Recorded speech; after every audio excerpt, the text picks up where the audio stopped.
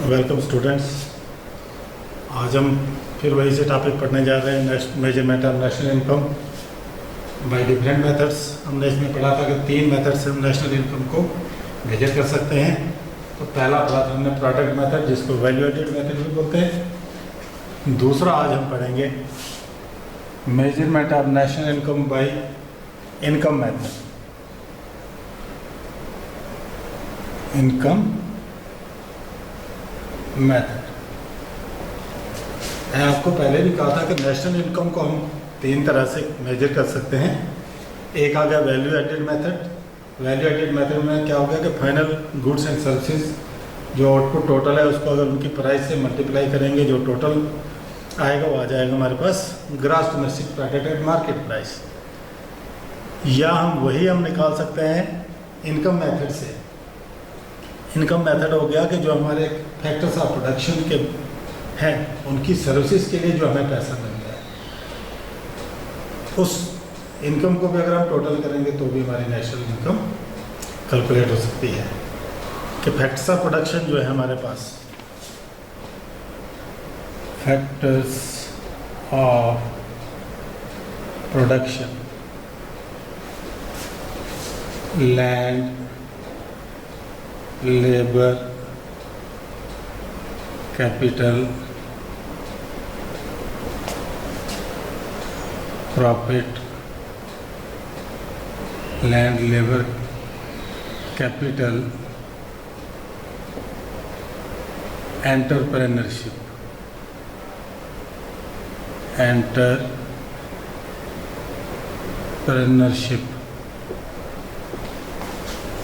यानी ये हमारे पास आगे फैक्टर्स ऑफ प्रोडक्शन। इनके बदले में जो हमें पेमेंट मिलती है वो आगे हमारे पास income.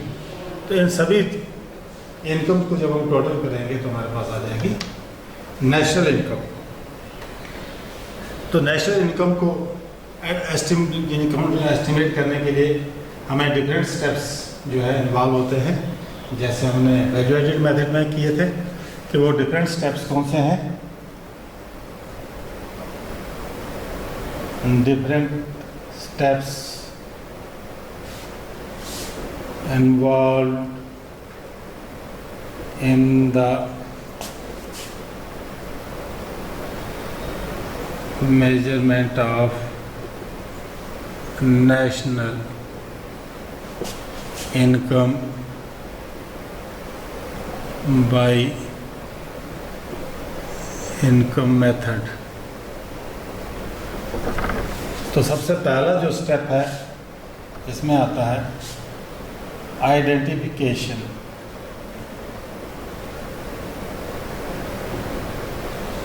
And classification of productive enterprises. वैसे जैसे वैल्यू एडेड मेथड में किया था कि पहला स्टेप जो है identification and classification of productive enterprises. उसके बाद आ गया एस्टिमेशन ऑफ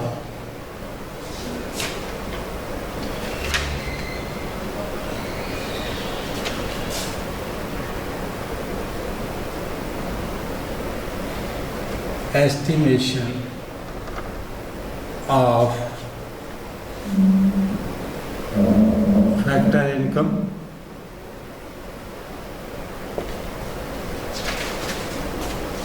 उसके बाद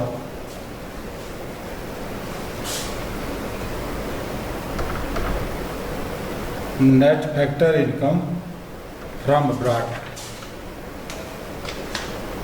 ये जो स्टेप्स अलग अलग से हम इनको डिस्क्राइब करेंगे कि सबसे पहले हमने प्रोडक्टिव एंटरप्राइजेस को आइडेंटिफाई करना है कि कौन से एंटरप्राइजेस प्राइमरी सेक्टर से ताल्लुक़ रखते हैं, कौन से प्रोडक्टिव एंटरप्राइजेस सेकेंडरी सेक्टर से ताल्लुक़ रखते हैं और कौन से एंटरप्राइजेस कंसर्न रखते हैं सर्विस सेक्टर से या टेरिटरी सेक्टर से। फिर उसके बाद एस्टिमेशन ऑफ फैक्टर इनकम, जो फैक्टर इनकम है उसका कैसे एस्टिमेट लगाना है, net factor income from abroad कैसे कैलकुलेट करनी है, इन तीनों को जब हम इकट्ठा करेंगे तो हमारे पास आ जाएगी national income by income method. तो सबसे पहले हम कर देंगे identification and classification of productive enterprises.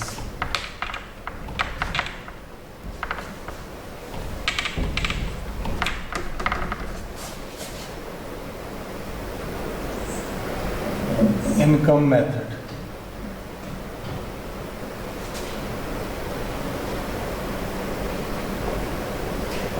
पहला स्टेप जो है identification and classification of productive enterprises.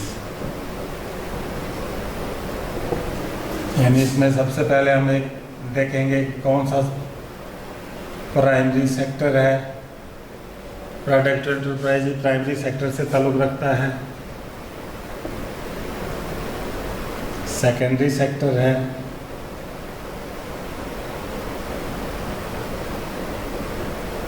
Number 3 आ गया टेरिटरी सेक्टर,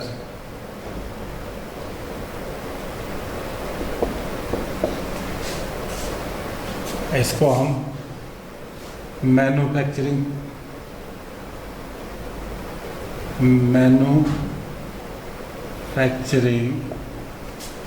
सेक्टर भी बोलते हैं, इसको सर्विस सेक्टर भी बोलते हैं।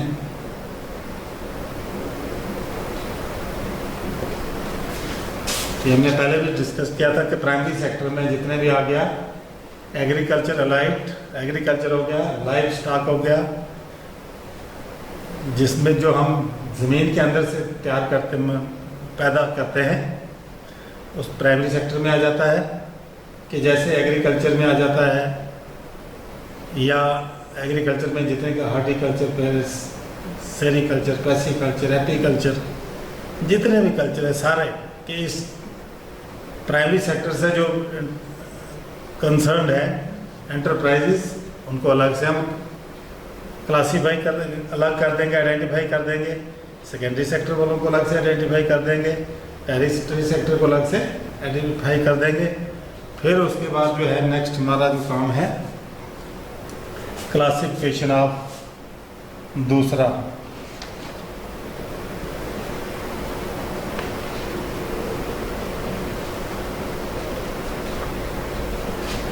क्लासिफिकेशन ऑफ फैक्टर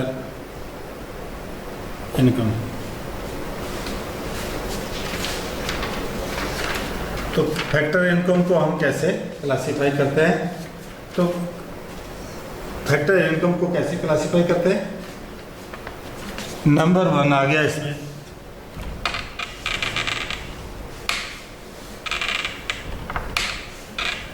जो हमारे पास फैक्टर्स ऑफ प्रोडक्शन है, उनके बदले में जो हम पेमेंट करते हैं वो आगे उनकी फैक्टर पेमेंट या फैक्टर इनकम। तो सबसे पहले हमें आता है इसमें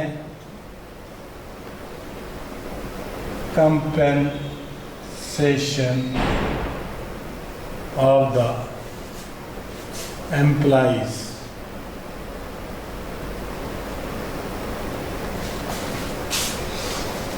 क्लासिफिकेशन ऑफ फैक्टर इनकम में सबसे पहला आता है कंपेंसेशन ऑफ एम्प्लॉइज। इसमें क्या क्या आता है? सैलरी यानी wages of employees,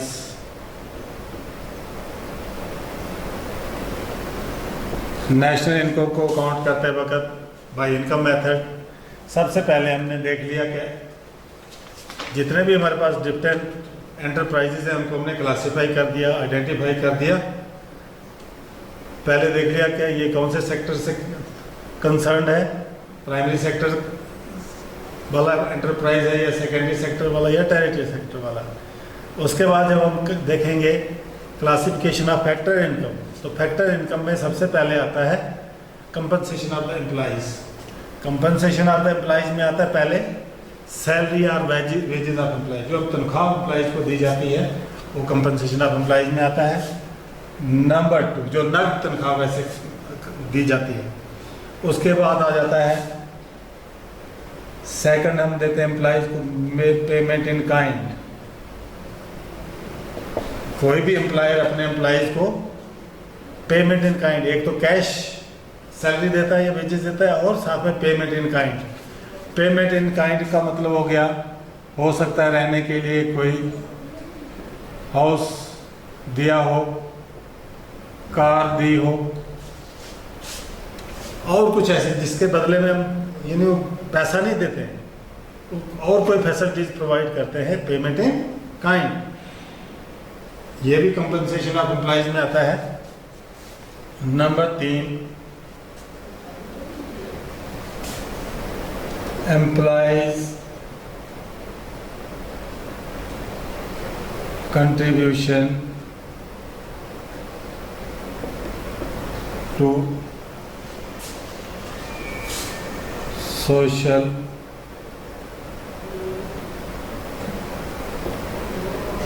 security schemes,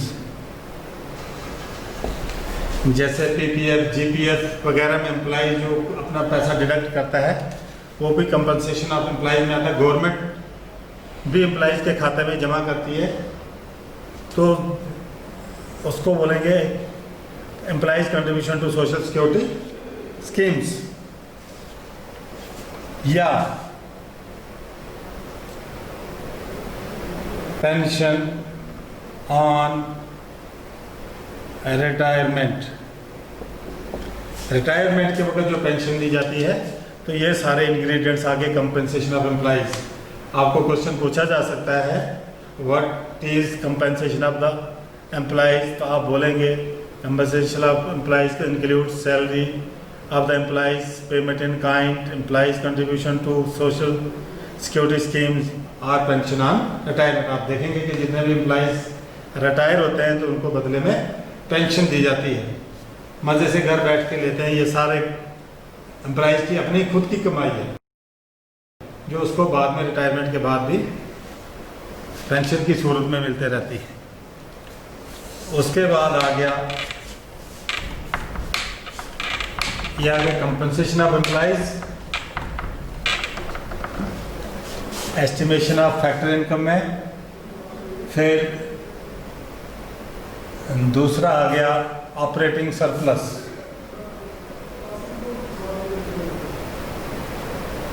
operating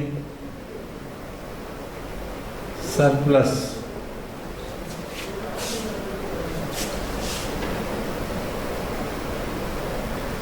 operating surplus का मतलब होगा जो आपकी प्रॉपर्टी से कोई इनकम आती है, जैसे हमारे पास लैंड के बदले में आता है रेंट या royalty,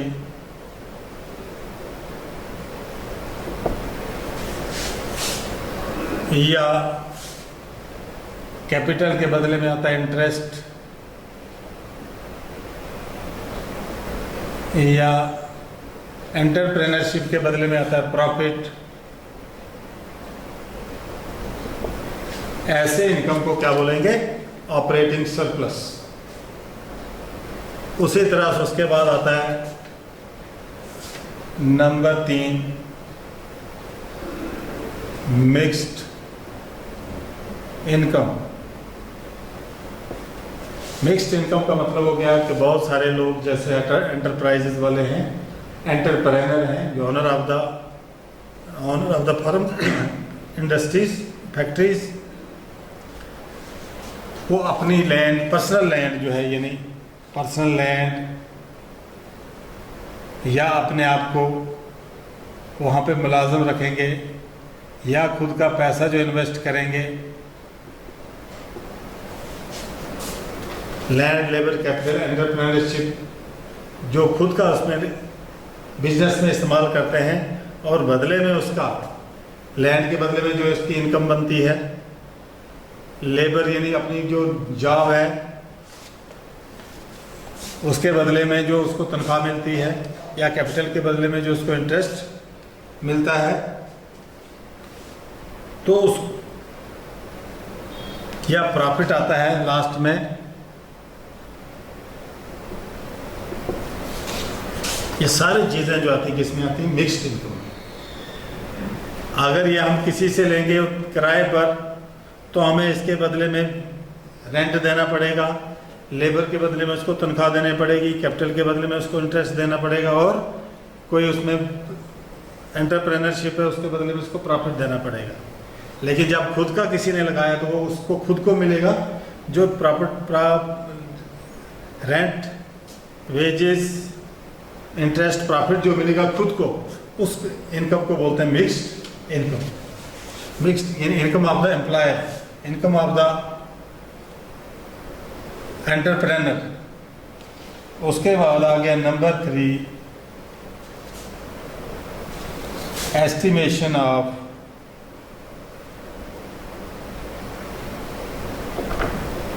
factor income.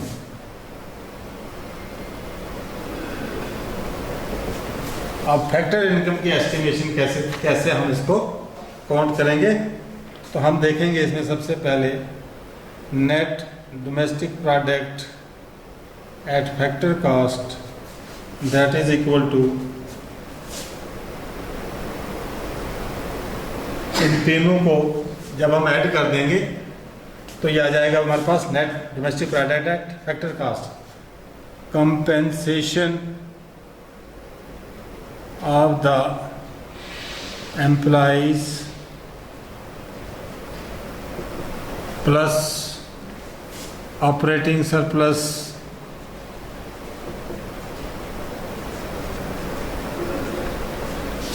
plus mixed income।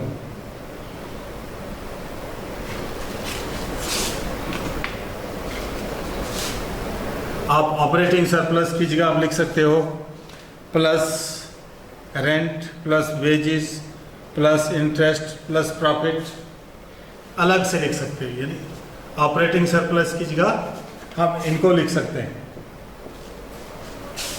इसी तरह से प्लस मिक्स्ड इनकम जो है ये हमारे पास आ जाएगा net domestic product at factor cost. Net domestic product, तो नेशनल इनकम हमने पढ़ा था, आपको बताया था कैसे कि नेशनल इनकम जो है ये आता है net national product at factor cost. जब डोमेस्टिक प्रोडक्ट में हम net factor income from abroad add करते हैं तो हमारे पास आ जाता है net national product at factor cost, जिसको हम क्या बोलते हैं? National income. This is equal to net domestic product at factor cost plus net factor income from abroad. तो अलग अलग तरीके से आप इसको शो कर सकते हो। ये आ गया domestic income, domestic national income, ये आ गया नेट नेशनल इनकम। इसी को बोलते हैं नेशनल इनकम, नेशनल इनकम। ये आपको याद रखने पड़ेगा। Net national product at factor cost को हम बोलते हैं नेशनल इनकम। इसी तरह से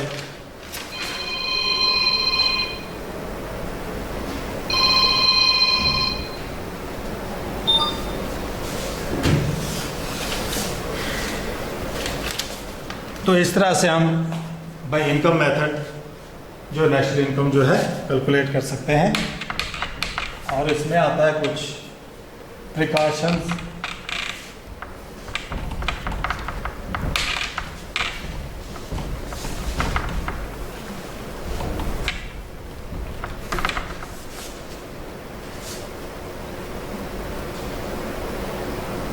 Precautions regarding income method।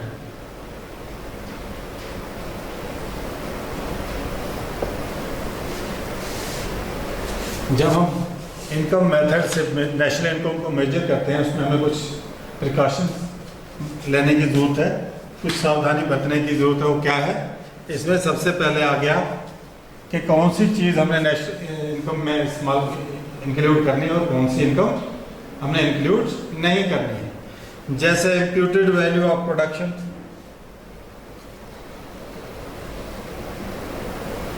Imputed value of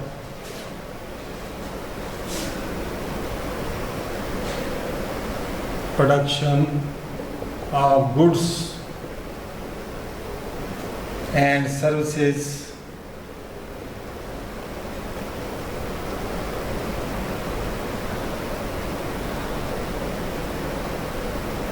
imputed value of production of goods and services for self consumption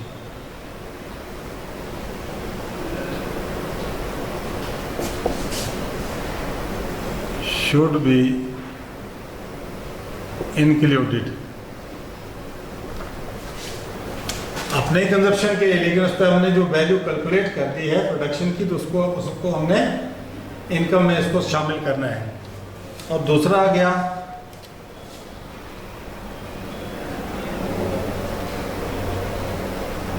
value of self consumption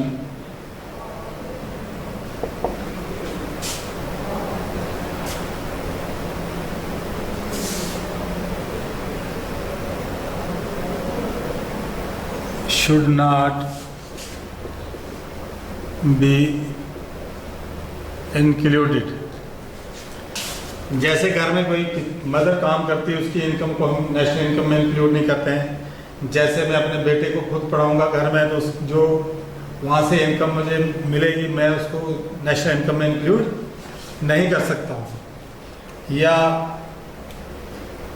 indirect taxes, sale tax, custom duty, tariff वगैरह, वो भी national income में include नहीं करते।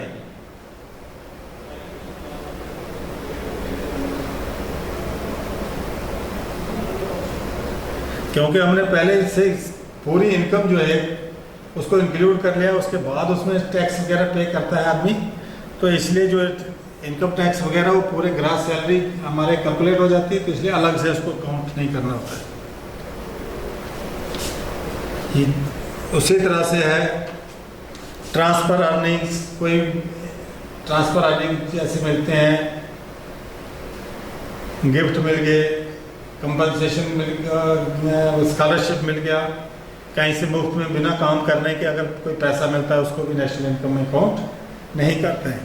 वही income में count करते हैं जिसके लिए हम कुछ काम करते हैं, बदले में जब हमें पैसा मिलता है, इनकम जो मिलती है हमें, उसी को हम नेशनल इनकम में इंक्लूड कर सकते हैं। या income of second hand goods,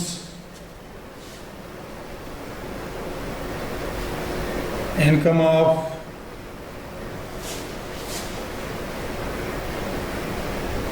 second hand goods should not be included।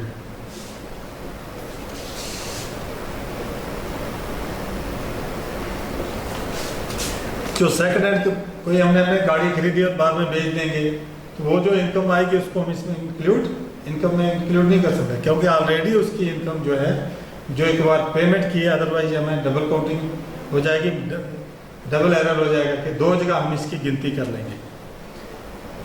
या income from illegal activities, income from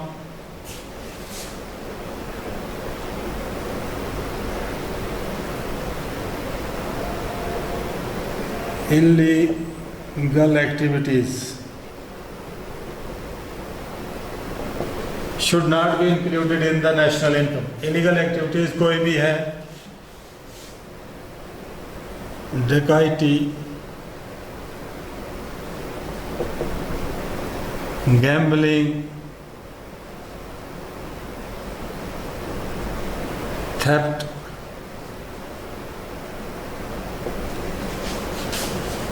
blackmailing वगैरह वगैरह, कोई जो भी इनकम है उसको नेशनल इनकम में इंक्लूड नहीं किया जाता। बहुत सारी प्रिकॉशन है, आपको खुद भी पता चल जाएगा कि ऐसी इनकम जिसके लिए हमने कोई काम नहीं किया, बैठे बैठे कोई पैसा आ रहा है उसको हमने नेशनल इनकम में इंक्लूड नहीं करना है, एक्सेप्ट जैसे पेंशन है, पेंशन रिटायरमेंट वो एक एग्रीमेंट के थ्रू काम किया जाता है कि जो आदमी ने काम किया है उसके बदले में उसको मिल रहा है, तो वो नेशनल इनकम में इंक्लूड होती है।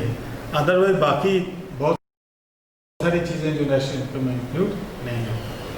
तो ये था measurement of national income by income method. Next हम पढ़ेंगे measurement of national income by expenditure method. तब तक के लिए